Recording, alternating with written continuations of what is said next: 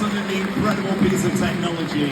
And speaking of technology, technology got taken to the next level on the making of 3 sensational films.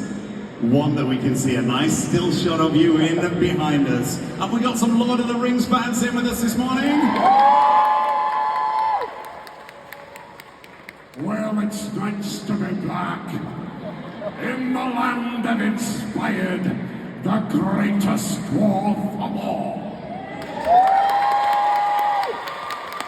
I don't want to be mean to my fellow dwarfs, but let's face it, as I once memorably said, may the best dwarf win. Let me ask you all a question. Do you have a problem with dwarfs? Been waiting my life for that, that's it, done. Done now. Let's have a little talk about Lord of the Rings. How was it to create something that is multi-generational? Something that families can go out and see with grandparents, as parents, and to watch with our children and truly love over an amount of time. How does it feel to be involved in something so auspicious as Lord of the Rings? Well, it's fascinating, isn't it? Because I don't think any of us really knew quite what we were getting involved with. We never really knew the impact it would have. I can't tell you how many of you have come up to me and say, I'm really grateful for Lord of the Rings because I watched it with my mother or my father when they were dying, or, you know, I had a very difficult time and the only thing that kept me going was watching Lord of the Rings. Actors very rarely have the chance to become really a part of other people's lives. And no matter how you think you're prepared for it, you are a very lucky person if you get involved with something like Lord of the Rings that is part of our national culture, really. You know, it's just something that almost everybody knows and refers to. It was an extraordinary experience. I bet it was. I absolutely love it.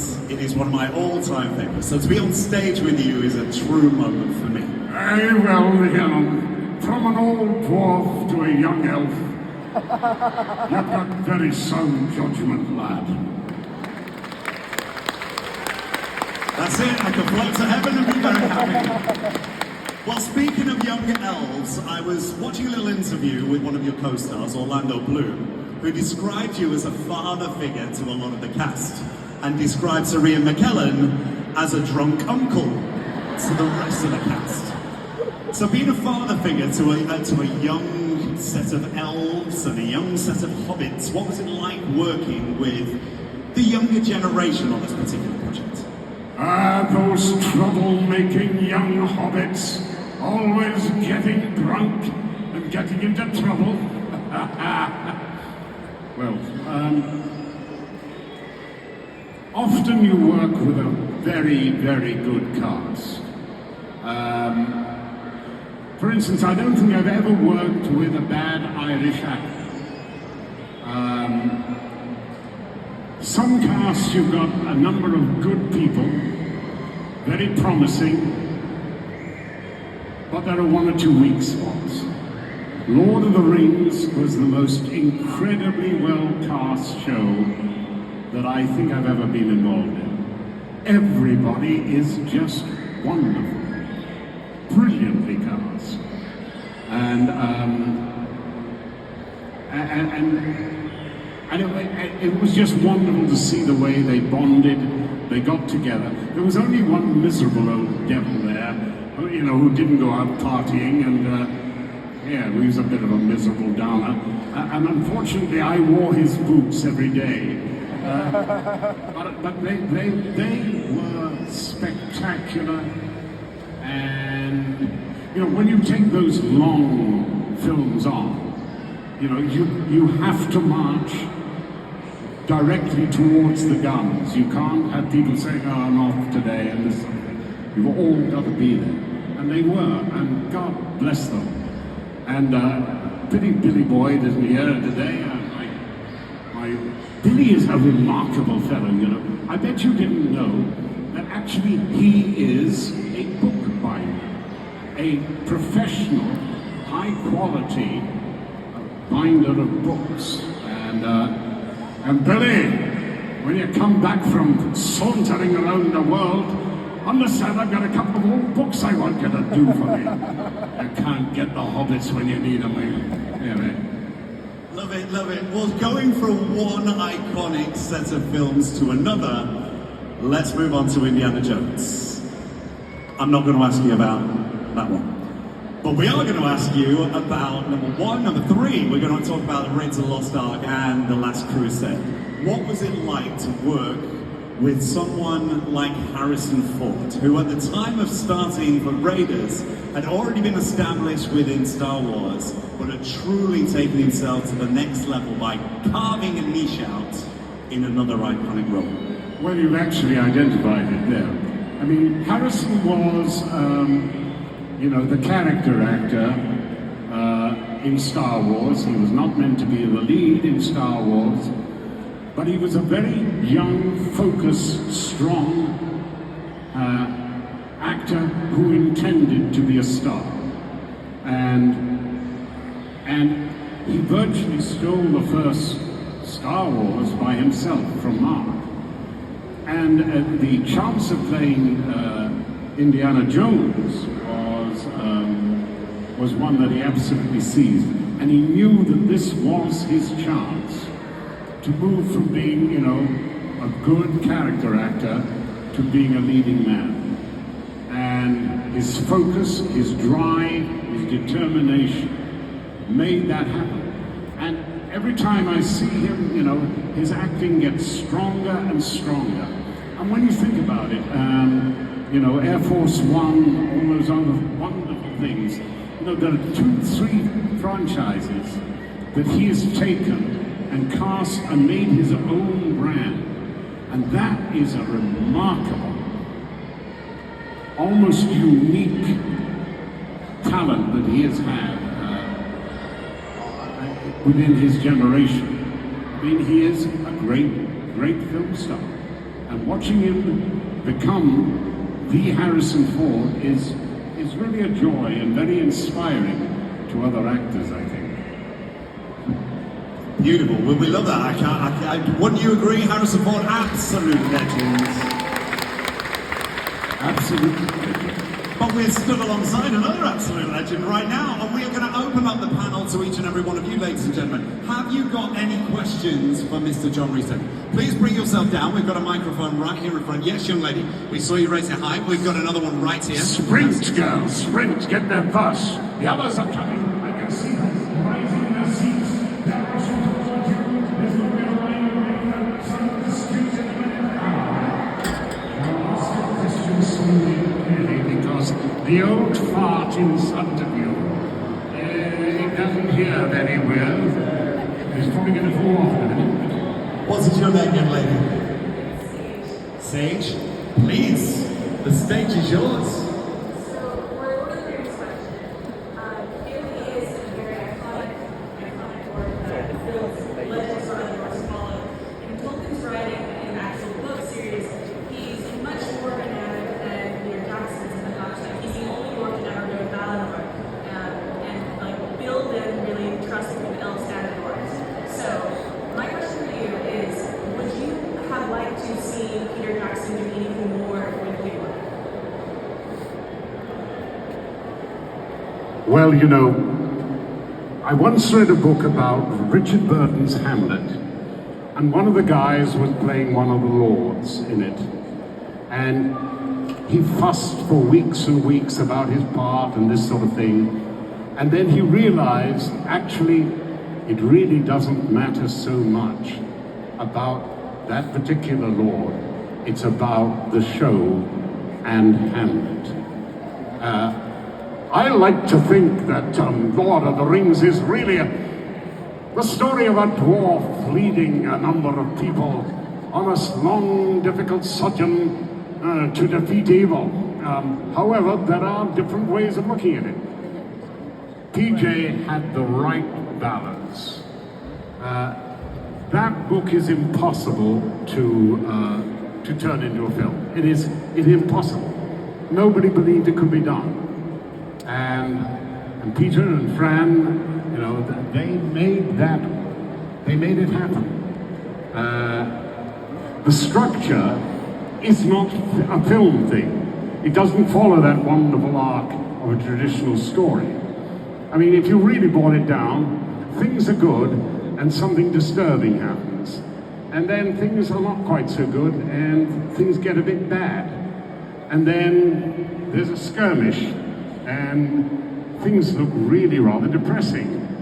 And then something bad happens and things look, you know, you've got this steady sort of downward thing. And PJ and I, and Fran and the others, we all decided that what we needed to get rid of that gloom and tension was a lightning rod. And in a way, Gimli is that. Gimli is naturally funny. Why is he funny? Because he doesn't know he's small. Everybody else gets it, but he doesn't. And as far as he's concerned, he's a damn giant, you know. Bring him on. And what I discovered as doing it, in a way,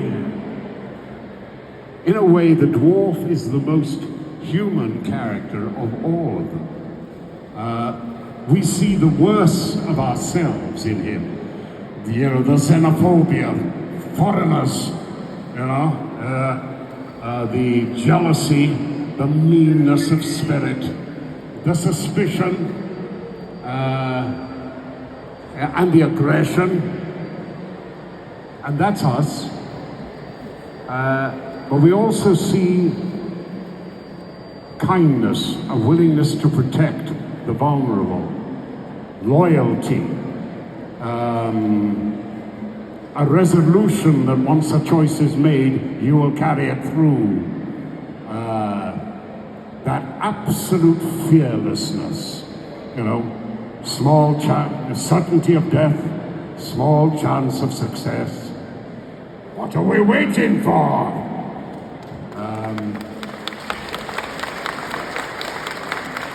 And the greatest thing of all, an ability to change and adapt and learn.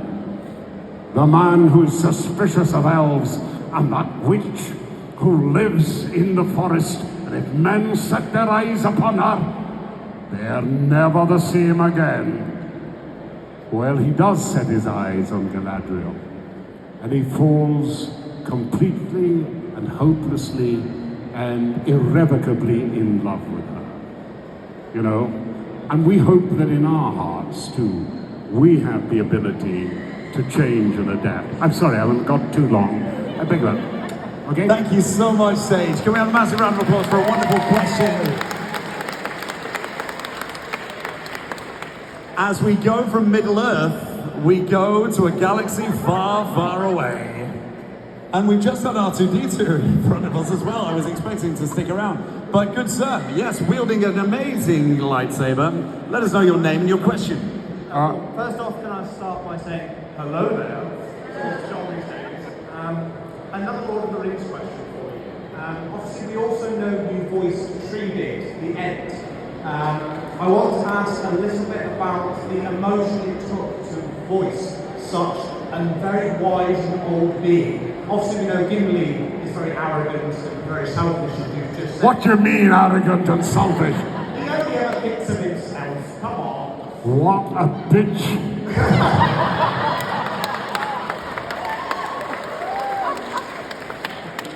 So my question is obviously the difference between the two. How did you find sort of connecting with that on an emotional level? The hardest job I've ever had was Treebeard. The biggest failure I've ever had was Treebeard. The only part that I wake up at night occasionally thinking, I don't know how to do it, is Treebeard.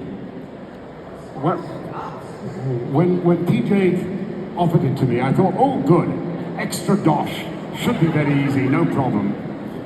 And then I got to thinking about it. This is a walking, talking, creature that has no lungs.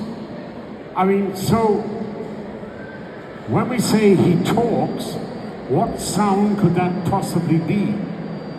Added to which, if you look in the book and read the book, he is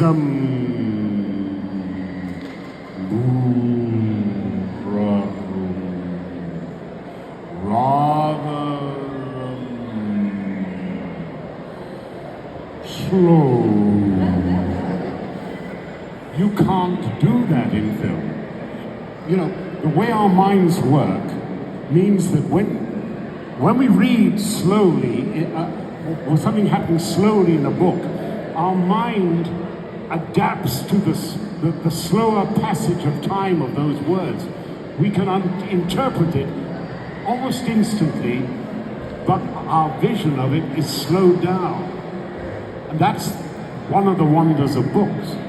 But in film, you can't go that slowly. But you need to give that weight that comes from, you know, the oldest living thing on earth, who's seen all life developing and things like that. What an absurd phrase, things like that. It means I'm not thinking properly.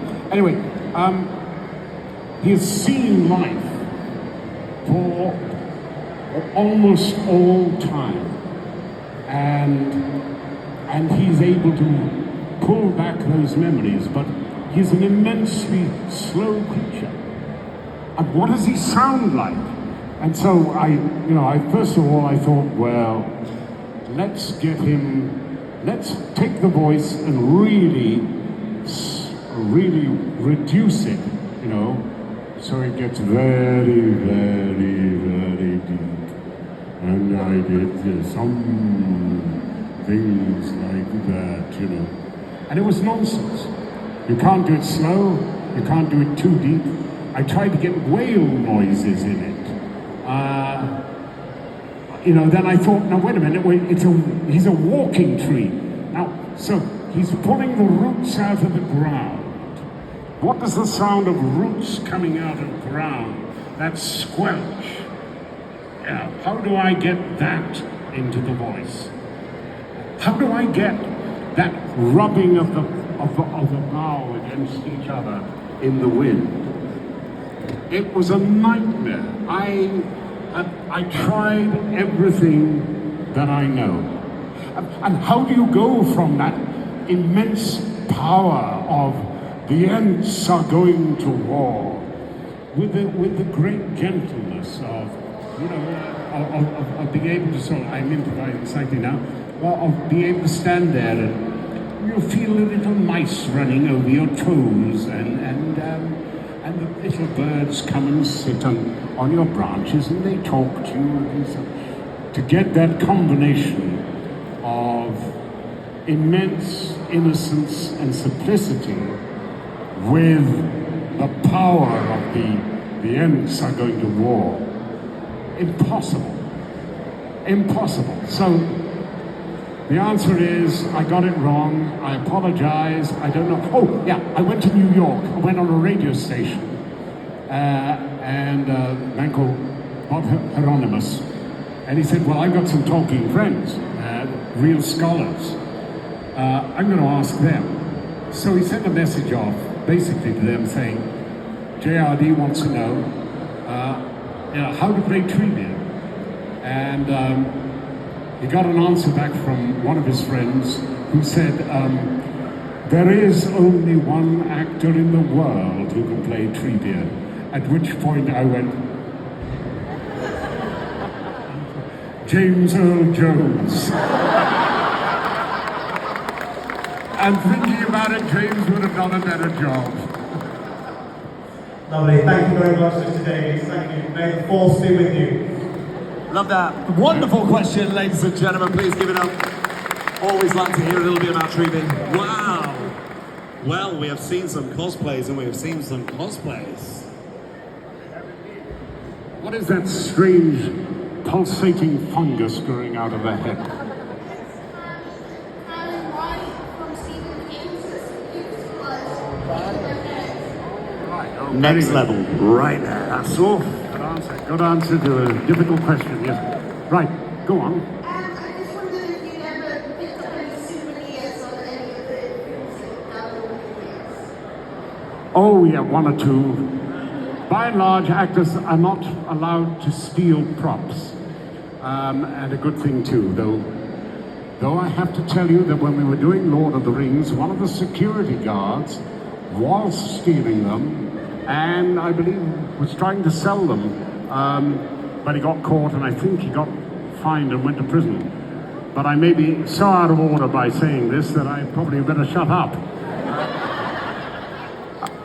These days, props are becoming so valuable that studios don't want to let them go. You know,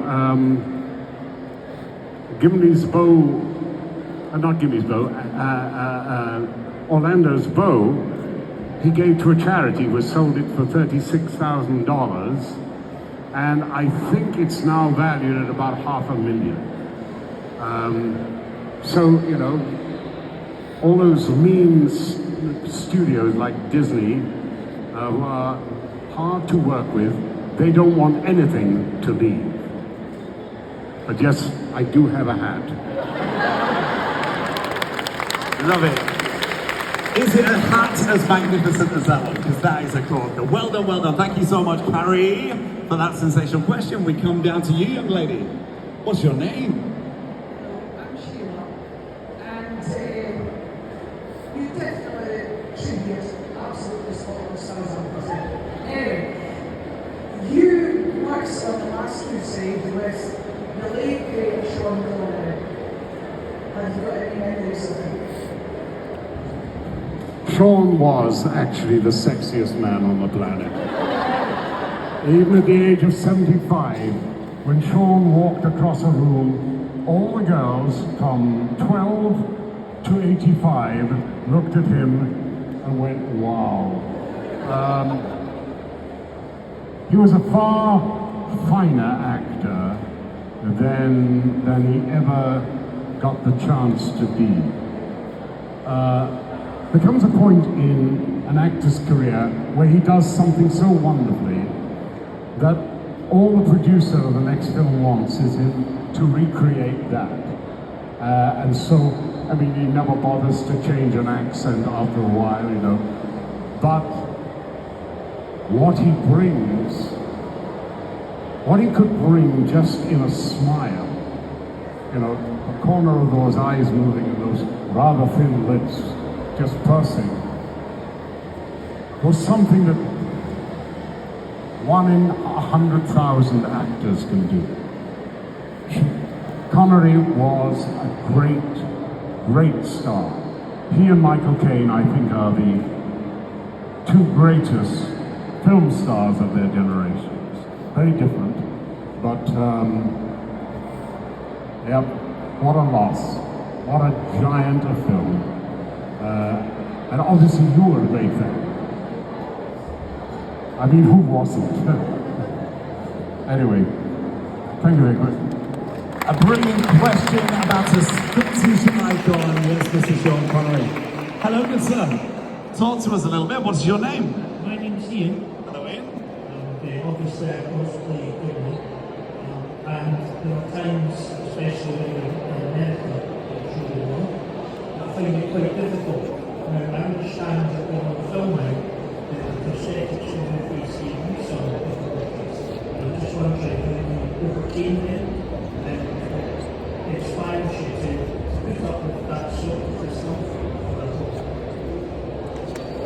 Well, it wasn't an allergic response. It was medical adhesive, and medical adhesive, as you know, is hypoallergenic. But it's not designed to be put on and taken off. It really binds to the skin. When you take off your makeup, you were effectively taking a little layer of skin cells off the top. Now, the skin around your eyes is some of the thinnest skin in your body, on your body. It has the thickness of about 2 cigarette papers. And when you remove those cells on a daily basis, basically you just take all the skin around the eyes. It was very uncomfortable. How do you get on with it? They sent me to a dermatologist, and he said, "Oh, good. I can cure this," he said. "Just stop doing what you're doing." I said, "Well, I'm afraid that's not quite going to happen." But there were days I would come in and they would look at my face and say, "John, you cannot work." The face had just... Do you remember falling over when you were a little boy or a little girl and you graze your leg and it was that lymph, so that wet, damp, red meat that used to crust over and form a scab? It was at the point where it hadn't formed the scab, and literally you could not put glue on it because the glue would break up and float around and things like that. You couldn't do it. So I'd have to wait till it's scabbed over and then come back 2 or 3 days later.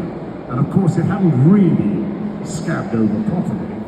So they would put the thing on, and as they were doing it, you would find just a tiny little itch as a tiny little bit of scab broke away and started, it was mad. How do I do it? Well, that's the job.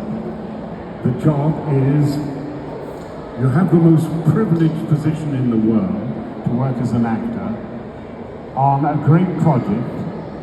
You know, yes, it's going to be uncomfortable. Guess what? If you don't want it, there are 100,000 actors out there who will take your place. We do it. We go on. The show goes on. The audience is always the most important thing. Thank you. I love that. What a wonderful question. And this panel took a nice little turn. I didn't ever believe that we'd get a Gimli on Gimli makeup tutorial advice session. Love it. Well, we only have time for one more. But don't be disheartened, guys, because what we're going to do is we're going to get our remaining questions at the front, because we're going to get a nice picture of all our guests that are sat down with us. Is that all right, John? Can we do one? Very good, very good. Now, you see this guy's red hair? I'm wondering now, did I know his great-great-grandmother? What in the hell? You never know what's going to come up in these things, eh? You never know. I'm going to edge over this way. Good sir, tell us your name and your question for Mr. Rhys Davies. I'm James, and going back to Indiana Jones, you talked about working with Harrison Ford and the late and legendary Sean Connery. I wanted to know what it's like to work with Steven Spielberg as the director on Raiders of the Lost Ark and The Last Crusade. Spielberg at that time was, I think, his early 30s. He was really at the top of his game. Stephen has the most comprehensive knowledge of the technical requirements for anything. And I once heard him ball out an older props guy or a special effects guy, and you would think it was embarrassing, you know. There's this older man who's been doing it for years, he knows what he's been doing, he knows how to do it, and there's this young upstart director telling him how to do it. What was interesting was he'd clearly been doing it wrong for 40 years, and Stephen knew how to do it right. Think of working with a young Mozart, with an ability just to improvise scenes and to just to make magic. One of the great filming experiences of my life was making Raiders of the Lost Ark. We improvised a lot, we moved quickly, and there was fun and joy. Thank you. Marvellous. A round of applause, please. Well, ladies and gentlemen, our time with John is coming to a beautiful conclusion. However, we want to involve each and every one of you in a momentous occasion as we get you all in a big group selfie photo. So can we invite you to please be upstanding? Yes, up. Get yourselves down. To our young Indian